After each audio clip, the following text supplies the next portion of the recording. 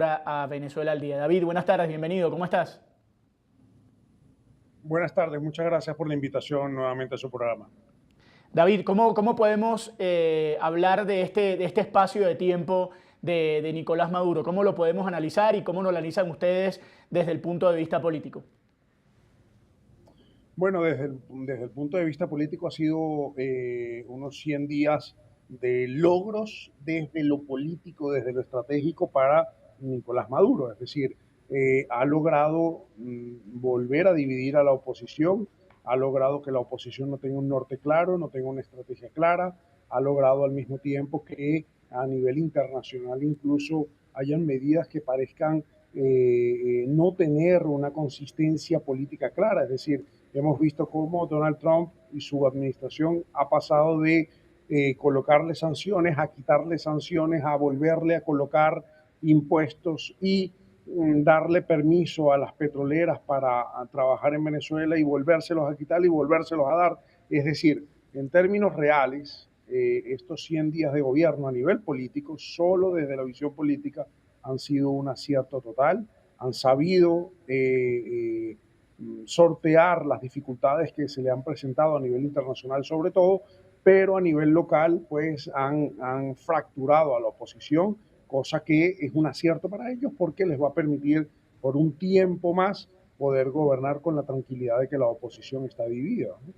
Sí, David, en esta medida, digamos, lo que mencionas tanto con lo que pasa con la oposición, como lo que pasa con la relación con Donald Trump que regresó al poder, ¿es posible que Nicolás Maduro y su gobierno tenga casi que una doble agenda? Es decir, que ante la opinión pública casi que insulta y trata mal al gobierno de Estados Unidos o a la oposición, pero internamente y sin mayor información como ha pasado en anteriores ocasiones, pues hace otras negociaciones o busca otras gestiones precisamente para evitar esas sanciones graves o lograr, digamos, como tú lo dices, que la oposición esté dividida. Mira, Donald Trump ha gobernado en estos primeros meses de una forma bastante extraña, desde una visión meramente, digamos, conceptual de lo que debe ser la gobernabilidad, la gobernanza de un presidente como Donald Trump en un país como Estados Unidos. Ahora bien, lo que sí es cierto es que en esa forma de negociar y esa forma de gobernar bastante extraña por parte de Donald Trump le ha servido para poder abrir ciertos espacios y para poder negociar con los actores con quien quiere negociar. Lo cierto es que hoy tiene a más de 2.000 venezolanos que ha podido repatriar, que ha sacado de Estados Unidos y que son acusados de pertenecer al Tren de Aragua. Además, a 200 de ellos los ha enviado a el SECOT en El Salvador con una negociación con Nayib Bukele. O sea que al final está logrando lo que se ha propuesto Donald Trump o alguna de las cosas que se ha propuesto. Pero hay algo clave que mucha gente de la oposición, sobre todo venezolana, no parece no haberle escuchado en campaña a Donald Trump. Donald Trump en más de una oportunidad habló bien de Nicolás Maduro, incluso hasta lo elogió en campaña, diciendo que de alguna manera era una persona que había estado firme en su gobierno, es decir, quienes pensaban que Donald Trump iba a sacar a Nicolás Maduro, pues nunca le escucharon y nunca entendieron los mensajes que estaba dando Donald Trump. Donald Trump no va a hacer absolutamente nada para luchar en contra de Nicolás Maduro ni a favor. Él simplemente está trabajando en favor de los intereses de Estados Unidos. Y lo que le sirva a Estados Unidos lo va a hacer. No, porque además existe una mala imagen a nivel internacional de la oposición, empezando desde Estados Unidos y pasando por los países del continente, en donde han visto que es una oposición desarticulada, desorganizada, desnortada y por consiguiente, pues obviamente una cosa es lo que se dice en público y otra cosa es que lo que se hace detrás del público y lo que se hace pues realmente no parece ir alineado con ninguno de los objetivos discursivos que se ha planteado la oposición venezolana. Sí, David, yo te quiero consultar algo. Tú dices que políticamente el gobierno lo ha hecho bien o le ha ido bien estos 100 días, porque bueno, se ha mantenido en el poder, dividió la oposición, está allí, pues esto le puede permitir manejarse en las próximas elecciones, las que hay ahorita en mayo y las que vengan de alcaldes, etcétera. Pero te pregunto, localmente o al venezolano de a pie, ¿tú crees que también califique como que le ha ido bien al gobierno? O sea, para el venezolano, el que está acá, el que día a día pues tiene un salario bajo, al que no le alcanza para comprar o necesita 2 o 3 trabajos para comprar, ¿cómo crees él que califica estos 100 días del gobierno de Nicolás Maduro?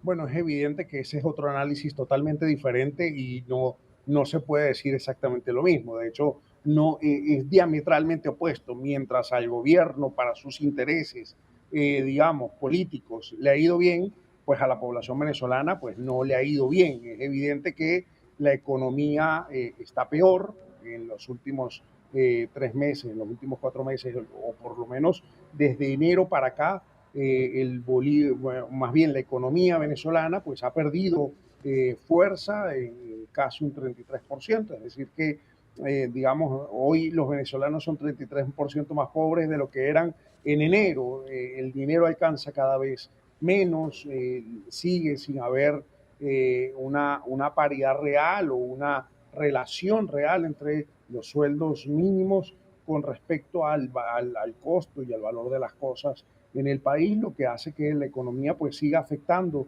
de manera sustancial la calidad de vida del venezolano. El venezolano hoy no vive como en el resto del continente, no es capaz de cubrir sus necesidades básicas en líneas generales. Es evidente que hay un grupo de la población que sí es capaz de hacerlo, pero es un grupo muy minoritario y que la gran mayoría de los venezolanos pues no son capaces de encontrar, digamos, en la economía eh, un medio de impulso a cumplir sus sueños, sus metas. Eso no ocurre en Venezuela. Así que, y menos ocurre en los últimos meses, en donde, como te decía, se reporta una inflación acumulada del 36%, ¿no? Esto quiere decir que ha habido un aumento en el costo de las cosas, que no existe ese aumento en los ingresos del venezolano. Ahora, también ha habido un recrudecimiento de las violaciones de derechos humanos, que esto está más que reportado, en donde en las últimas semanas pues se habían reportado unas 890 personas arrestadas por motivos políticos, es decir que tampoco en materia de respeto a la oposición o de respeto a los derechos humanos pues haya habido algún cambio, ¿no? Es decir, en esa materia sigue habiendo graves violaciones y sigue habiendo graves problemas para aquellos que, digamos, piensen diferente en Venezuela. Ahora, como te decía al principio, una cosa es el análisis de cara a los ciudadanos y otra cosa es el análisis de cara a la continuidad y permanencia del gobierno de Nicolás Maduro. David, aprovechando que es el tercer mandato, que son los primeros 100 días de este tercer mandato, ¿se puede hacer una comparación con el arranque de sus 2 primeros mandatos? Es decir, como para entender cómo maneja Nicolás Maduro este tiempo en su gobierno y con qué país se encontró evidentemente en estos primeros 100 días del tercer mandato, porque indudablemente no es el país del primer mandato ni del segundo mandato, ¿no? No, para nada. Venezuela ha cambiado demasiado en los últimos años. Es obvio que el venezolano y el país son totalmente diferentes. Es una economía mucho más recortada, mucho más pequeña.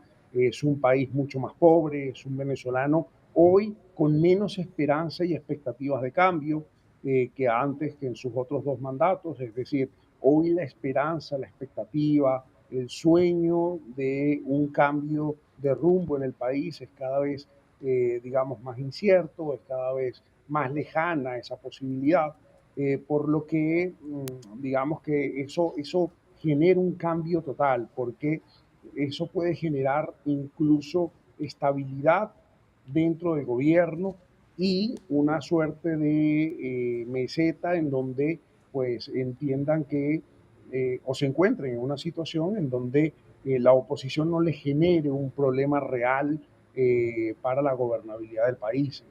Por lo que digamos que esto es un motivo importante de cara al análisis de lo que puede ocurrir en el futuro. Es decir, el gobierno va a tener varios años de tranquilidad social y política, ¿no? Porque, bueno, se ha encontrado con una oposición totalmente desbaratada, con una sociedad totalmente desarticulada en este momento, con desnortada y con falta de liderazgo. Y eso, de cara a ellos, pues es una situación totalmente diferente con respecto a años anteriores. También hay que reconocer que, digamos, este subidón que ha tenido la economía venezolana en los últimos años y meses, sobre todo, eh, hace ver que esa mejoría pueda verse diferente, por lo menos a la última vez, al segundo mandato que tuvo, en donde pues la economía estaba totalmente destrozada, peor que en situaciones actuales. Entonces, pues en varios factores, en varios elementos, pues es diferente, han sido diferentes los momentos de cada uno de sus mandatos, ¿no? Sí, David, la última pregunta ya por temas de tiempo. En este momento el gobierno está en capacidad de dejar atrás las dudas en temas de legitimidad, las que acompañaron el principio del gobierno, sobre todo después del 28 de julio, ¿sí o no? No, no está en capacidad, pero el problema de la legitimidad en este caso es que no encuentra o no existe una barrera de contención democrática del otro lado que realmente tenga clara la articulación de acciones políticas y que tenga claro cuál es el norte de acción política que debe tener la oposición para seguir demostrando con fuerza real y con acciones reales esta deslegitimidad que tiene el gobierno. En este momento, incluso el mundo, pues, está teniendo una actitud con el gobierno venezolano de que, ya no pareciera que no va a haber ningún cambio, de que no va a haber forma de alguna manera cobrar el supuesto fraude, bueno, no supuesto porque están las pruebas, pero el fraude que hubo en las elecciones del 28 de julio, pero lo que parece es que, digamos, el gobierno ha logrado esa estabilidad también, incluso en materia internacional, aun cuando hay gobiernos que no lo reconocen, aun cuando hay gobiernos que no reconocen la victoria de Nicolás Maduro, pero estamos viendo cómo incluso El Salvador, cuyo presidente es rotundamente opositor a Nicolás Maduro, pues se puede sentar a negociar el canje de presos. Es decir, al final, quien está gobernando es Nicolás Maduro y el mundo pues actúa en consecuencia de eso, ¿no? Y se sentarán a negociar cuando haya que negociar y están haciendo comercio internacional con Venezuela, muchos países que hoy no reconocen a Nicolás Maduro. Entonces, la normalidad se da con el tiempo cuando ven que del otro lado de la acera pues no tienen mayores herramientas de lucha ni tienen tampoco la capacidad para liderar un cambio en el país. David, muchas gracias.